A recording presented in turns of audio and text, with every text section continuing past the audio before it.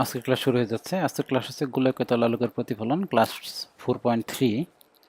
গত ক্লাসে আমাদের 4.2 ক্লাসে লাস্টের দিকে রেকর্ডিং কিছু সমস্যা থাকার কারণে ক্লাসটা শেষ না হতেই আমাদের বন্ধ হয়ে গেছিল।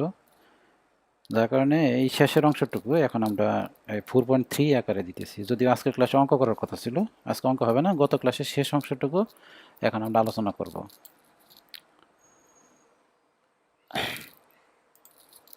গত ক্লাসে আমরা অবতল দর্পণের বিভিন্ন ধরনের প্রতিবিম্ব নিয়ে আলোচনা করছি। উত্তল দর্পণের এক প্রতিবিম্ব আঁকার সময় আমাদের ক্লাসটা মাঝখানে সমস্যা হয়েছিল। এখন আমরা উত্তল দর্পণের প্রতিবিম্বটা কীভাবে তৈরি করতে হবে এটা আমরা শিখব। এখন আমরা একটা উত্তল দর্পণ আঁকি। এখানে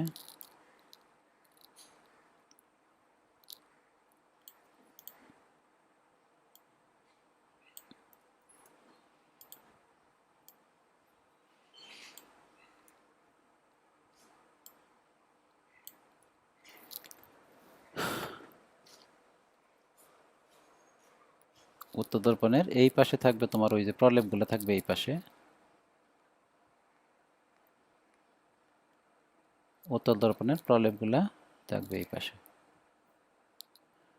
এটা হচ্ছে মেরুবিন্দু, এই যে এটা মেরুবিন্দু। আমরা মেরুবিন্দু থেকে একটা রেখা কল্পনা করব। এই মেরুবিন্দু সোজা একটা রেখা কল্পনা করব।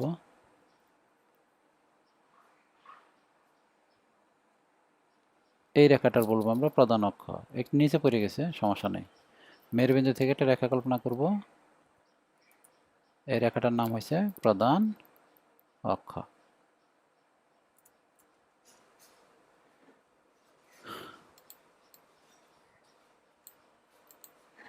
আচ্ছা, এখানে একটা বিন্দু চিন্তা করো, যে প্রধান অক্ষ তো এটা, মেরুবিন্দু এটা, আর এইটা হচ্ছে তোমার সেন্টার বিন্দু। এই যে এটা সেন্টার বিন্দু সি, আর এইটা সেন্টার বিন্দু এবং মেরুবিন্দুর মাঝখানে যে বিন্দুটা, এটা হচ্ছে ফোকাস বিন্দু, তাই না? তাই তো আমরা শিখছিলাম। এখন অবতল দর্পণের ক্ষেত্রে অনেক রকম শর্ত ছিল। শর্তটা ছিল এরকম যে সেন্টারের বাইরে রাখলে বস্তু কী হবে, সেন্টারে রাখলে কী হবে, সেন্টার এবং ফোকাসের মাঝখানে রাখলে কী হবে, ফোকাসে রাখলে কী হবে, ফোকাস এবং মেরুর মাঝখানে রাখলে কী হবে। মানে ওইরকম অনেকগুলো শর্ত ছিল। কিন্তু উত্তল দর্পণের ক্ষেত্রে এরকম কোনো শর্ত আমাদের লাগবে না, কারণ আমরা উত্তল দর্পণের ক্ষেত্রে বস্তু রাখবো এই পাশে, বস্তু তার পিছনে রাখবো না। বস্তু রাখবো কোথায়? দর্পণের সামনে। আর বস্তুর পিছনে রাখবো না। আর ফোকাস, সেন্টার এগুলো সব কিন্তু দর্পণের পিছনে, সুতরাং এই শর্তগুলো এখানে আসবে না। তাহলে উত্তল দর্পণের ক্ষেত্রে শর্ত হবে দুইটা। একটা শর্ত হচ্ছে এরকম, এই যে এরকম। শর্ত এক, বস্তু যদি মেরু এবং অসীম দূরত্বের মধ্যে অবস্থিত হয়, বস্তু যদি মেরু এবং অসীম দূরত্বের মধ্যে অবস্থিত হয়, এবং বস্তু যদি অসীম দূরত্বে অবস্থিত হয়, দুইটা। তার মানে এটা মেরুবিন্দু, আর এটা হচ্ছে অসীম দূরত্ব, কোথায়? অনেক দূরে। এইটা, এই অসীম বিন্দু আর এই মেরুবিন্দুর মাঝখানে যে কোনো জায়গায় যদি হয়, এখানে এখানে এখানে যে কোনো জায়গায় তুমি দিতে পারো একটা। আর বস্তু যদি অসীমে অবস্থিত হয়, তাহলে দুইটা শর্ত। তাহলে আমরা এখানে করি, আমরা ধরে নিলাম বস্তুটা আছে এখানে, না এখানে ধরবো, যে কোনো এক জায়গায় ধরলো, এখানে ধরো, এখানে ধরো, এখানে ধরো, যে কোনো এক জায়গায় ধরলে হবে, একটাই। তাহলে আমি বস্তুটা ধরলাম, আমি এখানে আছে, বস্তু ধরলাম আমি এখানে আছে।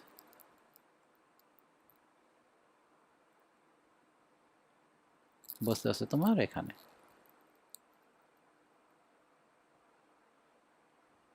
তাহলে আমরা প্রতিবিম্ব বের করবো। প্রতিবিম্ব বের করার জন্য কয়টা আলোক রাশি ফেলতে হয়? দুইটা আলোক রাশি ফেলতে হয়। দুইটা আলোক রাশি ফেলতে হয়। দুইটা আলোক রাশি কীভাবে ফেলতে হয়?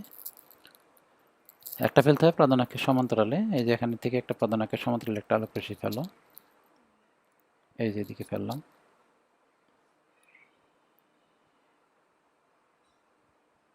প্রধান অক্ষের সমান্তরালে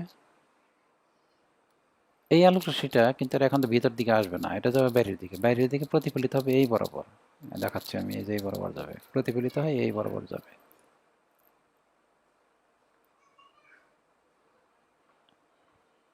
প্রতিফলিত হয়ে রশ্মিটা এই বরাবর যাবে, ঠিক আছে? মানে এটা এই বরাবর যাবে, কিন্তু এটা পিছন থেকে বড় করলে কিন্তু ফোকাস দিয়ে যাবে। দেখো ফোকাস দেখেছে, এই যে, মানে এইদিকেই যাবে, কিন্তু পিছন থেকে বড় করলে এটা ফোকাস দিয়ে যাবে। মানে আবার এইদিকে দিলে হবে না, এইদিকে দিলে তো ফোকাস দিয়ে যাবে না, ওই যে ওইদিকে চলে যাবে। তার মানে এমনভাবে দিবা তুমি যাতে এটা ফোকাস দিয়ে পাস হয়, এই যে ফোকাস দিয়ে পাস হয়। পিছন থেকে বড় করলে ফোকাস দিয়ে পাস হয়। তাহলে একটা আলোক রশ্মি ফেললাম এইদিকে সমান্তরালে, এটা ওই দিকে চলে গেছে।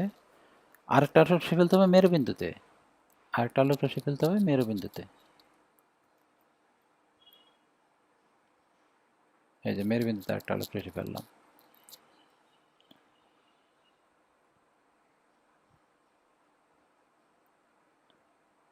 মেরুবিন্দুর আলোক রশ্মিটা কি হবে, যে অ্যাঙ্গেলে আপতিত হয়েছে, যেখানে যে অ্যাঙ্গেলে আপতিত হয়েছে ঠিক ওই অ্যাঙ্গেলেই প্রতিফলিত হবে, ওই অ্যাঙ্গেলেই তোমার প্রতিফলিত হবে। নিয়ম এটা, মেরুবিন্দুর নিয়ম হচ্ছে এইটা, যে অ্যাঙ্গেল আপতিত হবে ঠিক ওই অ্যাঙ্গেলেই প্রতিফলিত হবে। এখন এইটা একটা প্রতিফলিত রশ্মি, এইটা একটা প্রতিফলিত রশ্মি, দুইটা প্রতিফলিত রশ্মি তো এক জায়গায় মিলিত হইল না। মিলিত না হইলে এটা কিভাবে করবা, এই প্রতিফলিত রশ্মি আর এই প্রতিফলিত রশ্মি এক জায়গায় মিলিত হয় নাই, মিলিত না হইলে তো প্রতিবিম্ব গঠন করা যাবে না। কিন্তু আমরা পিছন থেকে বড় করলে কিন্তু মিলতে পারে, এই জন্য আমরা পিছন থেকে বড় করবো। এখন এই যখন দেখো এটার পিছন থেকে বড় করো, বড় করলে এটা ফোকাস দিয়ে যাবে না, পিছন থেকে বড় করলে এটা ফোকাস দিয়ে যাবে। এইটার যদি পিছন থেকে বড় করো এটা এই বরাবর যাবে, তাই না? তাহলে দেখো দুইটা রশ্মি এক জায়গায় মিলিত হয়, এই যেখানে মিলিত হয়েছে, মিলিত হয়েছে না? এখন আমরা মিলিত বিন্দুতে একটা রেখা টানবো প্রধান অক্ষের উপরে, মিলিত বিন্দুতে একটা রেখা টানবো প্রধান অক্ষের উপরে, এই যে এরকম।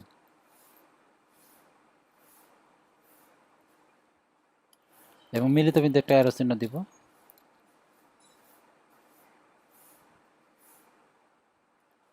মিলিত বিন্দু একটা অ্যারো চিহ্ন, এইটাই তোমার প্রতিবিম্ব, এইটাই প্রতিবিম্ব, বুঝতেছ? এটাই তোমার প্রতিবিম্ব। প্রতিবিম্বটা হচ্ছে অবাস্তব, কারণ আমরা জোর করে মিলাইলাম এখানে, এই যে রেখার দুটো মিলে নাই, কিন্তু আমরা পিছনে টাইনা জোর করে মিলাইছি, এটার জন্য অবাস্তব এবং সিধা। আর আমরা জানি দর্পণের সামনের দিকটা হচ্ছে পজিটিভ দিক, এই দর্পণের সামনের দিকটা, এই দিকটা হচ্ছে পজিটিভ দিক, আর দর্পণের পিছনের দিকটা এটা হচ্ছে নেগেটিভ দিক। এখন যদি তোমাকে বলি প্রতিবিম্বের দূরত্ব কোনটা হবে, প্রতিবিম্বের দূরত্ব হবে এখান থেকে এতটুকু, এই যেটা, এটা হচ্ছে তোমার প্রতিবিম্বের দূরত্ব। বলো প্রতিবিম্বের দূরত্ব পজিটিভ না নেগেটিভ? প্রতিবিম্বের দূরত্ব হচ্ছে নেগেটিভ। অবাস্তব, অবাস্তব এবং সিধা, এবং সিধা এবং ছোট। দেখো প্রতিবিম্বটা কিন্তু ছোট হয়েছে, তাই না? এবং ছোট, অবাস্তব, সিধা এবং ছোট। অবতল দর্পণের ক্ষেত্রে অনেক রকম হয়েছিল, কিন্তু উত্তল দর্পণের ক্ষেত্রে এই একরকমই হবে। আরেকটা হবে, ওইটা আঁকা সম্ভব না, এটা তোমার আঁকা দেখানো গেল, ওইটা আঁকা সম্ভব না। ওইটা হচ্ছে অসীম দূরত্ব যদি হয় বস্তুটা, এই যে বস্তু যদি অসীম দূরে অবস্থিত হয়, তাহলে বস্তু অসীম দূরত্ব তো আমরা বস্তু বসাইতে পারবো না, তখন এইটা আমাদের মুখস্থ করতে হবে। এটা মুখস্থ করা দরকার এই জন্য, কারণ এমসিকিউতে যদি আসে, এমসিকিউতে আসতে পারে যে উত্তল দর্পণের ক্ষেত্রে বস্তু যদি অসীম দূরত্বে রাখা হয় তো প্রতিবিম্ব কোথায় গঠিত হবে, এমসিকিউতে আসতে পারে। তাই এটা মুখস্থ করো যে বস্তু প্রতিবিম্ব হবে, বস্তু যে পাশে আছে প্রতিবিম্ব তার বিপরীত পাশে হবে, মানে বস্তু যে পাশে আছে এখানে প্রতিবিম্ব হবে ওই পাশে, এই পাশে হবে। এবং কোথায় হবে, এবং প্রতিবিম্ব ফোকাস বিন্দুতে গঠিত হবে, এবং প্রতিবিম্ব হবে এখানে এই ফোকাস বিন্দুতে, এই যে এই ফোকাস বিন্দুতে গঠিত হবে। মানে অসীম দূরত্বে যদি বস্তু থাকে তাহলে প্রতিবিম্ব হবে এই পাশে এবং ফোকাস বিন্দুতে, ঠিক আছে? প্রতিবিম্ব হবে অবাস্তব এবং সিধা, ঠিক আছে? তো মোটামুটি আমরা অবতল দর্পণে শেষ করলাম গত ক্লাসে। আজকেও উত্তল দর্পণেরও প্রতিবিম্ব আমরা বের করতে পারি। তো মূলত আমরা যেটা করছি আর কি, ওইটা আমরা একটু সারাংশ আলোচনা করি, সারাংশ করি। সারাংশটা হচ্ছে এই রকমের, এই চ্যাপ্টারে আসলে আমরা একটা সূত্র দিয়ে অঙ্ক করব। সূত্রটা হচ্ছে এইটা, 1/v + 1/q = 1/f। এই সূত্র দিয়ে অঙ্ক করব। এই সূত্রের মধ্যে তিনটা জিনিস আছে, একটা ভি, একটা ইউ আর একটা সেফ। আমরা আলোচনা করলাম এই গত এক ক্লাসে আর আজকের ক্লাসে, এই ভিটা অনেক কখনো কখনো পজিটিভ হয়, কখনো কখনো নেগেটিভ হয়। কখন পজিটিভ হয় কখন নেগেটিভ হয় এটা আমরা শিখলাম। ইউ কখন পজিটিভ হয় এটা আমরা শিখছি। এফ কখন পজিটিভ হয় কখন নেগেটিভ হয় এটা আমরা শিখছি, ঠিক আছে? এই চ্যাপ্টার মূলত সূত্র একটাই, কিন্তু আরেকটা সূত্র আছে, ওই সূত্রটা নিয়ে এখন আলোচনা করব।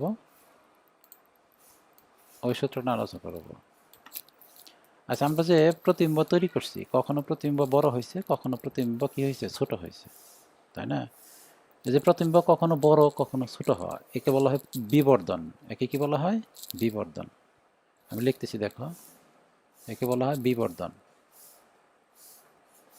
বিবর্ধন বিবর্ধনকে এম দ্বারা প্রকাশ করা হয়। বিবর্ধনকে কি দ্বারা প্রকাশ করা হয়? এম দ্বারা প্রকাশ করা হয়। মানে আমি একটা চিত্র এঁকে দেখাই, বিবর্ধনটা এখানে আমি একটু এঁকে দেখাই। ধরো এরকম অবতল দর্পণ আঁকলাম, এটা মেরুবিন্দু, এটা প্রধান অক্ষ। আমি এখানে একটা বস্তু রাখছি, বস্তু রাখলে এরকম একটা প্রতিবিম্ব তৈরি হয়েছে। এরকম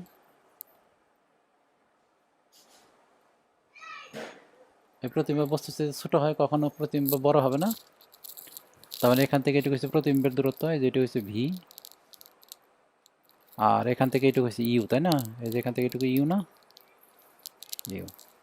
তার প্রতিবিম্বের দূরত্ব বুঝছো তো? মেরুবিন্দু থেকে প্রতিবিম্ব দূরত্ব, প্রতিবিম্বের দূরত্ব, মেরুবিন্দু থেকে ফোকাস বিন্দুর দূরত্ব, ফোকাস দূরত্ব, তাই না? এখানে কিন্তু দুইটা জিনিস আছে, একটা হচ্ছে দূরত্ব আর একটা হচ্ছে উচ্চতা। প্রতিবিম্বের আকার, প্রতিবিম্বের আকার কোনটুকু বলো দেখি? এই যে এটা হচ্ছে বস্তুর আকার, মানে বস্তুটা কতটুকু লম্বা, আর এটা হচ্ছে প্রতিবিম্বের আকার, মানে প্রতিবিম্বটা কতটুকু লম্বা। বস্তু কতটুকু লম্বা এবং প্রতিবিম্ব কতটুকু লম্বা, এটা হচ্ছে প্রতিবিম্বের আকার বা বস্তুর আকার। আর দূরত্ব মানে কি? মেরুবিন্দু থেকে প্রতিবিম্ব দূরত্ব। এই বিবর্ধনের সূত্র আছে দুইটা, একটা লিখি আমরা, এম ইজ ইকাল টু প্রতিবিম্বের দূরত্ব, প্রতিবিম্বের দূরত্ব ভাগ বস্তুর দূরত্ব, বস্তুর দূরত্ব। আমি সংক্ষেপে লিখতে পারি, প্রতিবিম্বের দূরত্বটা আমরা ভি দ্বারা প্রকাশ করি, আর বস্তুর দূরত্বটা কি দ্বারা, ইউ দ্বারা প্রকাশ করি। এম ইজ ইকাল টু প্রতিবিম্বের দূরত্ব ভাগ বস্তুর দূরত্ব ইজ ইকাল টু ভি ভাগ ইউ। এম এর আরেকটা সূত্র আছে, এম ইজ ইকাল টু, আমি লিখি, এটা হচ্ছে প্রতিবিম্বের আকার ভাগ বস্তুর আকার। প্রতিবিম্বের আকার ভাগ বস্তুর আকার, বস্তুর আকার। প্রতিবিম্বের আকার বা বস্তুর, প্রতিবিম্বের আকার বলতে কি বোঝায়? দূরত্ব না, কিন্তু প্রতিবিম্বের উচ্চতা, এই যে এটা হচ্ছে আকার। ঠিক আছে, এখন আমরা এই সূত্রটা, এইটা ইজিক্যাল এম ইজিক্যাল টু এইটা, এম ইজিক্যাল টু এটা লিখতে পারি না? তাহলে এইটা ইজিক্যাল টু এটা লিখতে পারি আমরা, তাহলে আমরা লিখতে পারি ভি বা ইউ, মানে সংক্ষেপে লিখতেছি, এটা মানে ভি বা ইউ না, ইজিক্যাল টু প্রতিবিম্বের আকার, প্রতিবিম্বের আকার ভাগ হবে বস্তুর আকার, প্রতিবিম্বের আকার ভাগ বস্তুর আকার লিখতে পারি। বুঝছো? মানে এটা আর এটা সমান সমান লিখতে পারি আর কি। প্রতিবিম্বের আকারটা একটু ক্লিয়ার করি, প্রতিবিম্বের আকার বস্তুর আকার একটু ক্লিয়ার করি। আমাদের বস্তুটা দেখতে যদি একটা রেখার মতো হয়, এরকম রেখার মতো, তাহলে আকার মানে দৈর্ঘ্য, তখন আকার মানে, আকার মানে হচ্ছে দৈর্ঘ্য বা উচ্চতা, দৈর্ঘ্য বা উচ্চতা। আর বস্তুটা দেখতে যদি এরকম হয়, তাহলে আকার মানে হচ্ছে দৈর্ঘ্য এবং প্রস্থ, দৈর্ঘ্য এবং প্রস্থ। তাহলে তখন সূত্র হবে দুইটাই, যে এই সূত্রটা দুইটা হবে, একবার দৈর্ঘ্য দিয়ে লিখতে হবে, একবার প্রস্থ দিয়ে লিখতে হবে। তখন সূত্র হবে এম ইজিক্যাল টু প্রতিবিম্বের দৈর্ঘ্য ভাগ বস্তুর দৈর্ঘ্য, এগেইন এম ইজিক্যাল টু প্রতিবিম্বের প্রস্থ ভাগ বস্তুর প্রস্থ। মানে দৈর্ঘ্য দিয়ে একবার সূত্র লিখতে হবে আর প্রস্থ দিয়ে একবার সূত্র লিখতে হবে। তার মানে বস্তুটা দেখতে যদি একটু সোজাসুজি লম্বা হয়, একটা রেখা যদি হয়, বা প্রতিবিম্ব যদি একটা রেখা হয়, তাহলে আকার মানে দৈর্ঘ্য বা উচ্চতা। আর যদি প্রতিবিম্বটা বা বস্তুটা দেখতে এরকম হয়, মানে দৈর্ঘ্য আছে প্রস্থ আছে, তখন সূত্র হবে দুই রকমের, একটা হচ্ছে দৈর্ঘ্য দিয়ে একবার সূত্র লিখতে হবে, আর একবার প্রস্থ দিয়ে লিখতে হবে। দৈর্ঘ্য দিয়ে লিখতে হবে এম ইজিক্যাল টু এরকম হবে, এম ইজিক্যাল টু প্রতিবিম্বের প্রস্থ বা বস্তুর প্রস্থ, প্রতিবিম্বের দৈর্ঘ্য বা বস্তুর দৈর্ঘ্য। দুইবার লিখতে হবে, একবার লিখতে হবে এইটা দিয়ে একবার সূত্র লিখতে হবে, আর প্রস্থ দিয়ে একবার লিখতে হবে। বুঝছো? তো আজকের ক্লাস আমরা শেষ করলাম। আসলে এই ক্লাসটা হওয়ার কথা ছিল না, এই ক্লাসটা গত ক্লাসে যে সমস্যাটা ছিল ওই সমস্যার কারণে আজকের ক্লাসটা নিতে হলো। তাহলে আগামী ক্লাসে আমরা অঙ্ক শুরু করব। তো অঙ্ক শুরু করার আগে আমাদের এই থিওরিগুলো যে তিনটা ক্লাস নিলাম আমরা থিওরি, এই তিনটা ক্লাস ভালোভাবে তোমাদের আয়ত্ত করতে হবে, নাহলে অঙ্ক বুঝবা না তুমি। সুতরাং এখন একটু পরিশ্রম করে এই থিওরিগুলো আয়ত্ত করে ফেলো। ঠিক আছে, আজকের ক্লাস এখানে শেষ হচ্ছে। খোদা হাফেজ।